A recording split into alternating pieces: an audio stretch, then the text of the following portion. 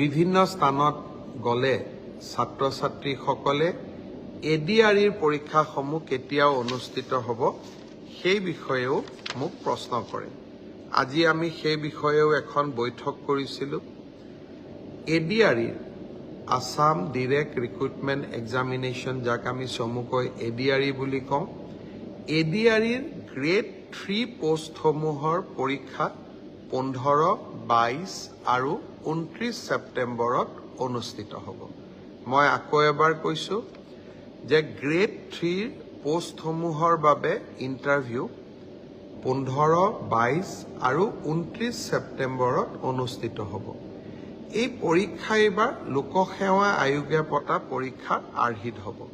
প্ৰথমতে প্ৰিলিমিনাৰী পৰীক্ষা হ'ব, তাৰ পিছত মেইনছ হ'ব, আৰু মেইনছৰ পিছত আমি ভাইভা প্ৰক্ৰিয়াৰ মাজেৰে আমি সমগ্ৰ ইণ্টাৰভিউ প্ৰক্ৰিয়াটো সমাপ্ত কৰিম।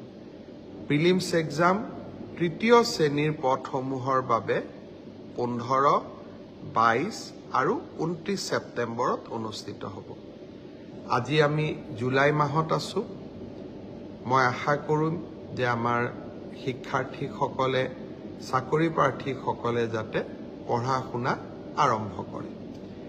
ঠিক সেইধৰণে চতুৰ্থ শ্ৰেণীৰ বাবেও আমি একেটাই ব্যৱস্থা হাতত ল'ম। প্ৰথমতে প্ৰিলিমছ, তাৰপিছত মেইনছ আৰু তাৰপিছত ভাইভা ভচি। গ্ৰেড 4 বা চতুৰ্থ শ্ৰেণীৰ পদৰো প্ৰিলিমছ 20 আৰু 27 অক্টোবৰত অনুষ্ঠিত হ'ব।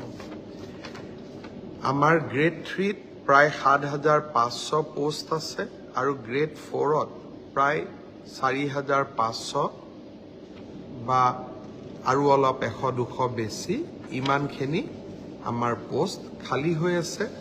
এটা স্বচ্ছ নিযুক্তি প্ৰক্ৰিয়াৰ মাজেৰে আমি এই পদখিনি পূৰণ কৰিম। বিভিন্ন স্থানত গলে ছাত্ৰ ছাত্ৰীসকলে এডিআৰইৰ পৰীক্ষাসমূহ কেতিয়াও অনুষ্ঠিত হ'ব সেই বিষয়েও মোক প্ৰশ্ন কৰে। আজি আমি সেই বিষয়েও এখন বৈঠক কৰিছিলোঁ। এডিআৰইৰ আসাম ডিৰেক্ট ৰিক্ৰুটমেণ্ট এক্সামিনেশ্যন, যাক আমি চমুকৈ এডিআৰই বুলি কওঁ, এডিআৰইৰ গ্ৰেড 3 পোষ্টসমূহৰ পৰীক্ষা 15, 22 আৰু 29 ছেপ্টেম্বৰত অনুষ্ঠিত হ'ব। মই আকৌ এবাৰ কৈছোঁ যে গ্ৰেড 3 পোষ্টসমূহৰ বাবে ইণ্টাৰভিউ 15, 22 আৰু 29 ছেপ্টেম্বৰত অনুষ্ঠিত হ'ব।